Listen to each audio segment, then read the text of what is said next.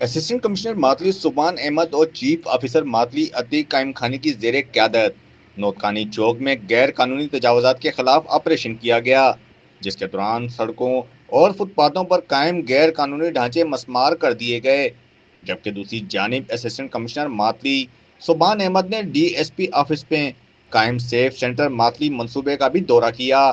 اس موقع پر D S P ماتلی Ghulam Farid جٹ نے بتایا کہ یہ منصوبہ مقامی برادری کے تعاون سے مکمل کیا گیا ہے۔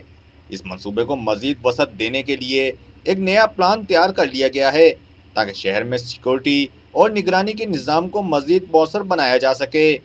اسسٹنٹ کمشنر مادلی سبحان احمد نے تعلقہ اسپتال مادلی کے ڈینگی وارڈ کا بھی معائنہ کیا، مریضوں کی خیریت دریافت کی اور اسپتال انتظامیہ کو ہدایت کی کہ ڈینگی کے مریضوں کو بہترین طبی سہولیات فراہم کی جائیں۔